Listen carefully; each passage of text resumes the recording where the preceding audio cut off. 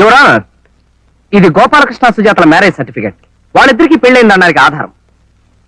Your honour, ఇది Sujatha B సుబ్బారావుల marriage certificate.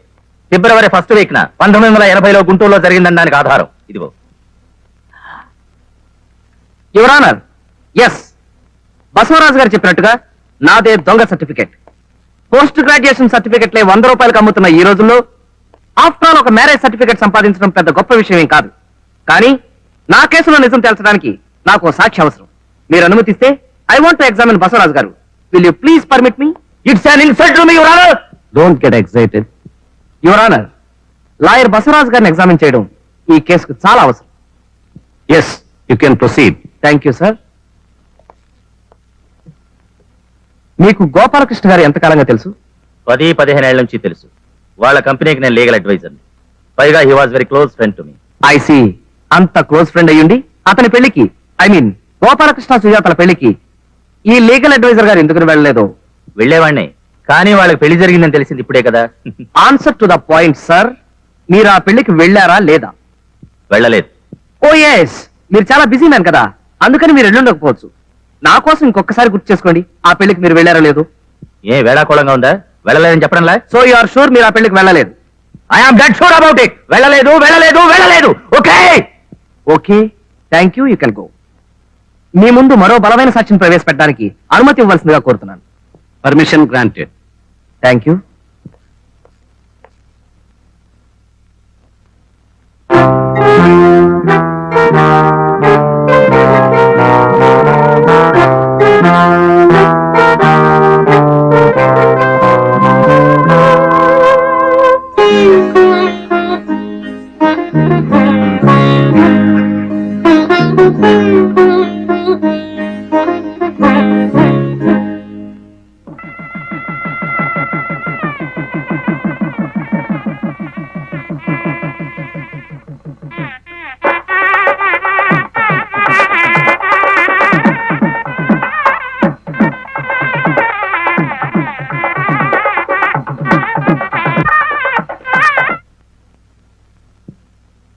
పోల్చుకున్నారా Basavaraju గారు? ఇది డ్యూయల్ రోల్ కాదు, మీరే. ఇది గోపాలకృష్ణ సుజాతల పెళ్లి క్యాసెట్. తనకి ప్రాణమిత్రుడైన భగవంతం గారు ఈ పెళ్లికి రాలేకపోయేసరికి గోపాలకృష్ణ ఈ వీడియో క్యాసెట్ అతనికి పంపడం జరిగింది. ఆ క్యాసెట్ ఇది. యువర్ ఆనర్, గోపాలకృష్ణ సుజాతల పెళ్లి జరిగిందనడానికి ఇంతకన్నా వేరే సాక్ష్యం అక్కర్లేదు. ఈ కేసు నేను వాదిస్తున్నది కోట్ల రూపాయలకి సుజాతను వారసులను చేయాలని మాత్రం కాదు. ఏ భారత స్త్రీకైనా అన్ని ఆస్తుల కన్నా మించింది సౌభాగ్యం. అదే పోయిన తర్వాత ఎంత డబ్బున్నా ఏం ప్రయోజనం ఉంది? కానీ ఆ సౌభాగ్యాన్ని చేతులారా తుడి చేసిన దుర్మార్గుల అమానుషత్వాన్ని తలుచుకుంటే నా రక్తం ఉడికిపోతుంది. ఎవరానా ఒక్క ఆడదాన్ని ఎంతమంది హింసించారు. ఆమె కన్నీటికే గాక శపించే శక్తి ఉంటే వీళ్ళందరినీ సర్వనాశనం చేస్తుండేది. కాబట్టి ఎవరానా ఈ కేసుకు సంబంధించి క్రిమినల్ ప్రొసీడింగ్స్ కి నాకు పర్మిషన్ ఇవ్వాల్సిందిగా కోర్టు వారిని కోరుతున్నాను. Permission granted.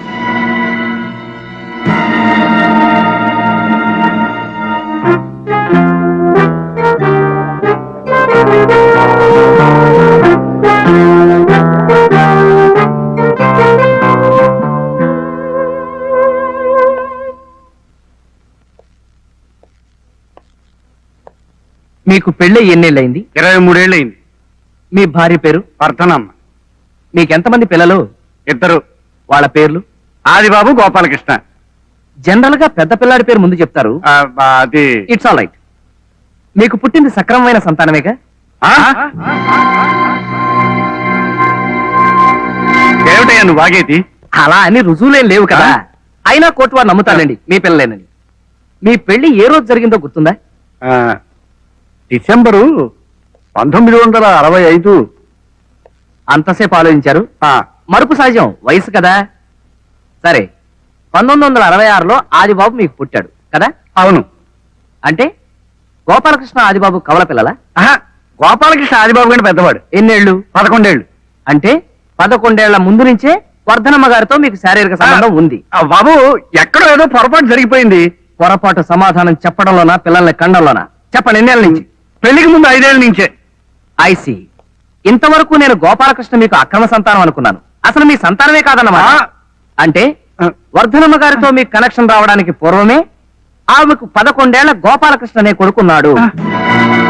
చూడండి, మీ భార్య కొడుకుని మీ కొడుకుగా ఒప్పుకునే సహృదయం మీకున్నా కోర్టు వ్యవహారాల్లో చాలా అసహ్యంగా ఉంది.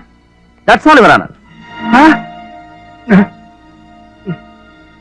యువర్ ఆనర్, ఈ కేసులో ప్రత్యేకమైన సాక్షిని ప్రవేశపెట్టబోతున్నాను.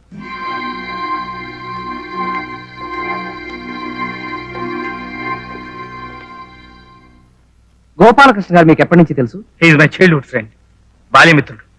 ఐసి. గోపాలకృష్ణ ప్రతి సంవత్సరం అక్టోబర్ 2వ తారీఖున విధిగా మీ దగ్గరకు వచ్చేవారు. అలా ప్రత్యేకంగా రావడానికి కారణం ఏమైనా ఉందా? ఆ రోజు గోపాలకృష్ణ తండ్రి పోయిన రోజు. తన తండ్రి సమాధిని చూడడానికి వచ్చేవాడు.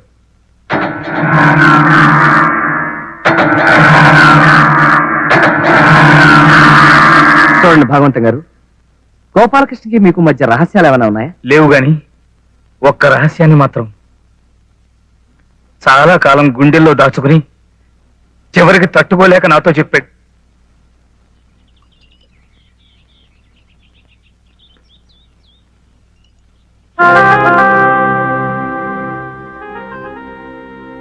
పొయ్యరా.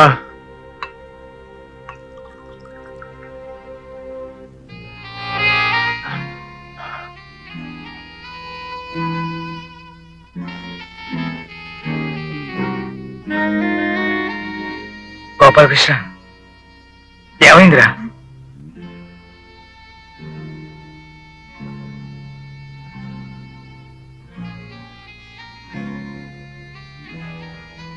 What happened?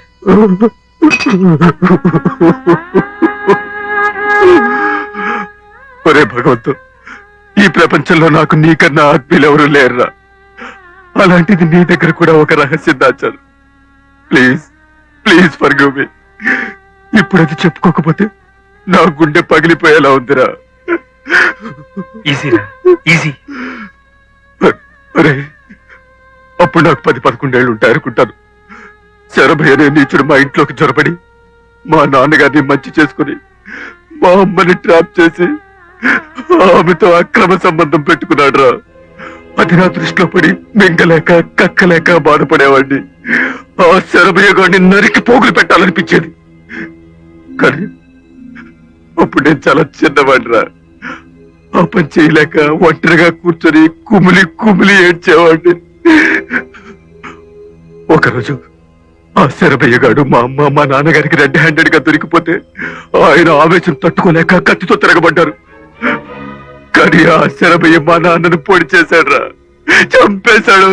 That bastard has killed my father. I object your honour. Bhagavantham గారు చెప్పేది చూస్తుంటే అదేదో శరభయ్య గారు చేసినట్టు అనిపిస్తోంది. ఒకవేళ అదే నిజమైతే పోలీసులు కోర్టులు శరభయ్య గారిని ఎందుకు వదిలేసినట్టు?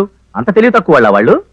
100 మంది దోషులు వదిలేసినా పర్వాలేదు, కానీ ఒక్క నిర్దోషిని శిక్షించకూడదనే న్యాయ సూత్రాన్ని అనుసరించి అతను తప్పించుకున్నాడు. సరే, హత్యలు అక్రమ సంబంధాలు అంటున్నారు.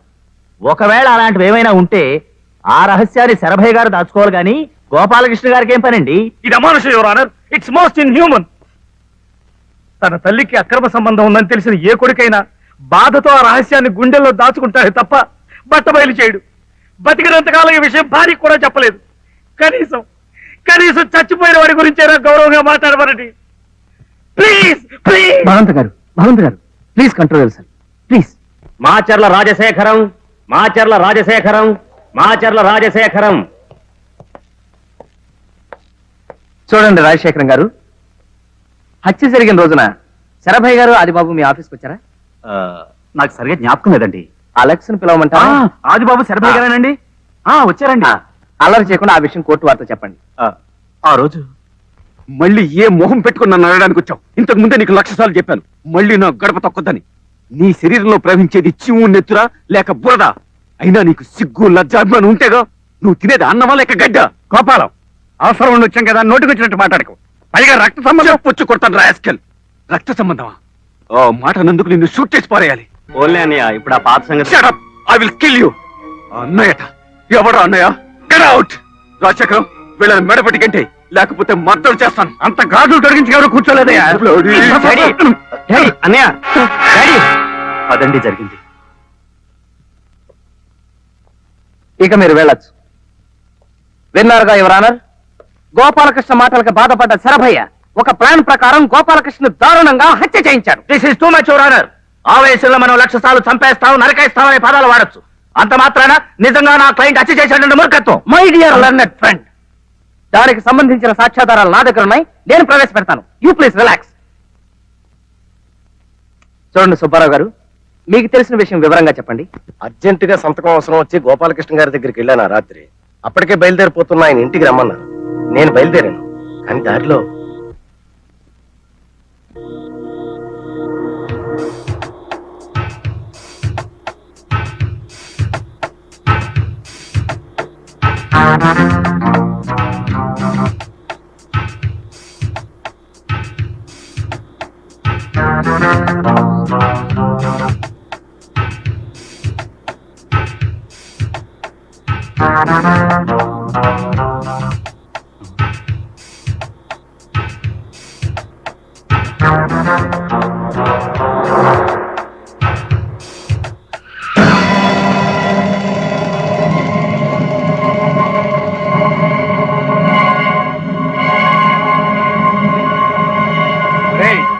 మన గోపాలకృష్ణ బాబురా, పాపం చంపేయండిరా. డబ్బు అడిగినంత మాత్రాన్ని నా పీక పట్టుకున్నాడు రా. అందుకే ఈ శుభకార్యం చేస్తున్నాను.